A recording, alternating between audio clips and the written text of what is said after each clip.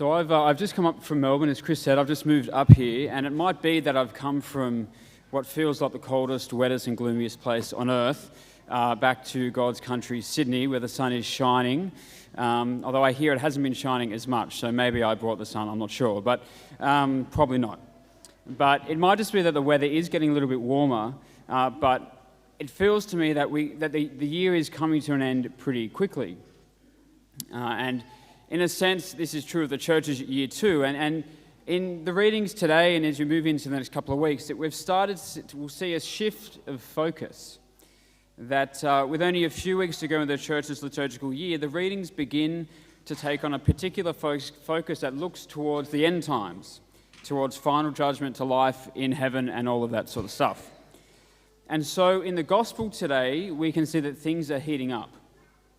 So at this point in Luke's gospel, Jesus has arrived in Jerusalem. He's been through, he's shaken up the temple. And here we have this story towards the end of Jesus' earthly ministry that is approached by this group called the Sadducees.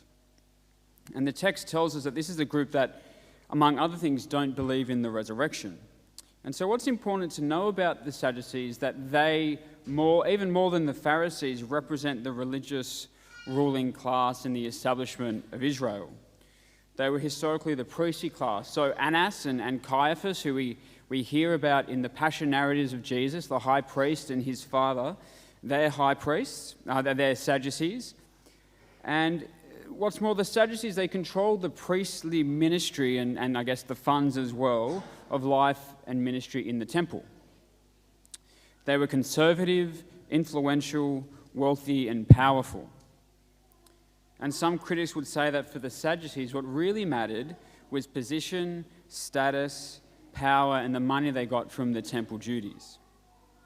Some modern archaeologists have actually found some houses that the Sadducees would have lived in ancient Israel, well, the remains of them anyway, and apparently they were pretty fancy, so that probably goes to say something as well. So more than just this, though, theologically for the Sadducees, they clung really closely to the Pentateuch, the first 5 books of the Bible, from Genesis through to Deuteronomy. And they saw these 5 books, what they call the Law of Moses, the Torah, as the only true authority of matters of faith and life. And in their image of God, they were opposed to what we would call an interventionist God, so a God who actually intervenes in the world. For them, God created the world and that was it. He sort of set it up and then he ceased to be involved. So for the Sadducees, God was distant, supernatural. The supernatural was non-existent, and the resurrection was beyond the pale. And in some sense, that sounds pretty similar to some ways and some people that we might see in the society and the world around us. And so here we see Jesus and the Sadducees. The stage is set. And so the Sadducees seek to catch Jesus in, I guess, what you could call a bit of an intellectual web of misery. They want to ask something of, I guess what's presented as something of a straw man argument. And they want to do 2 things by this. The first is they want to challenge the possibility of the resurrection, but also they want to call into question Jesus' legitimacy as a leader and teacher of the people. And as we've already discussed here, what underlines this question for the Sadducees is that they believed that life was all that there was. This life is all that there was. For them, there was no hope for redemption, for salvation, and for resurrection.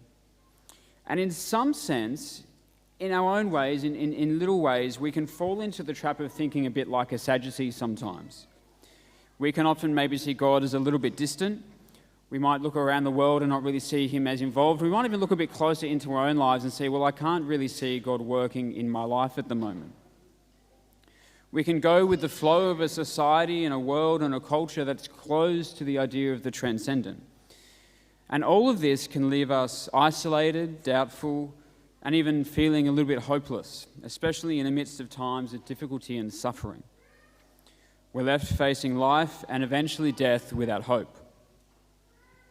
And then here is Jesus, hemmed in and challenged publicly by these powerful, influential men. And as always, he responds and meets the challenge that's presented before him. And his answer that he gives, that we heard in the gospel today, serves 2 purposes. The first is that he seeks to correct the Sadducees' incorrect thinking, their poor understanding of this idea of the resurrection. Even though they don't believe it themselves, Jesus is saying, well, you haven't actually gotten the idea of what the resurrection is meant to be anyway. The resurrection isn't just a coming back to life and operating on the same level and under the law as they did at the time, but it's a radical transformation, that in the resurrection life is changed, not least because in the resurrection we become daughters and sons of God. The second purpose is Jesus seeking to correct their underlying assumptions about God and who God is. Rather than being diminished, distant, and powerless in the face of death, Jesus reveals the Father in his nature and his true power, that he is God not of the dead but of the living. And Jesus' use of the story of Moses and the burning bush is important here. In doing so, in using this story, Jesus returns to one of the most fundamental, foundation and revelatory stories for the people of Israel. Because in the story of the burning bush, what we see is the very moment that God reveals himself to his people.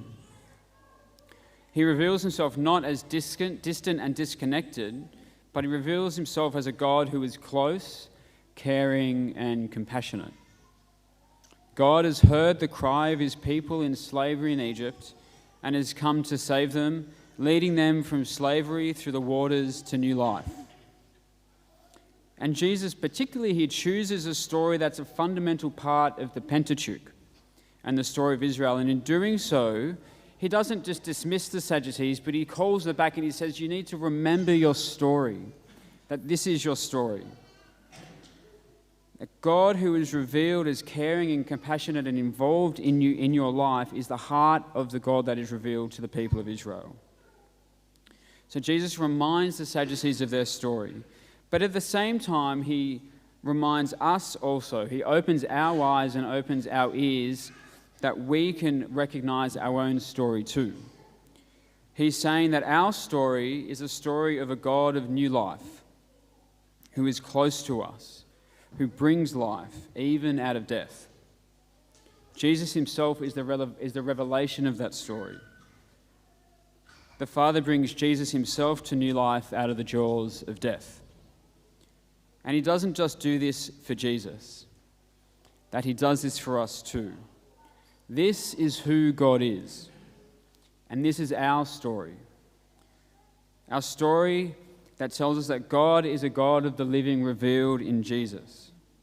He is determined that we would know him as the God of the living and has shown us in Jesus the lengths that he's gone to bring us to this new life in the power of the Spirit.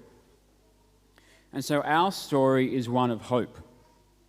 Jesus today is telling us that death is not the final word, that darkness is not the final word. Just as in the burning bush, the light of hope emerged for the people of Israel out of the darkness of slavery in Egypt, so too in Christ, hope emerges for us out of the darkness of death, but also out of slavery to those things in our life that would hold us down.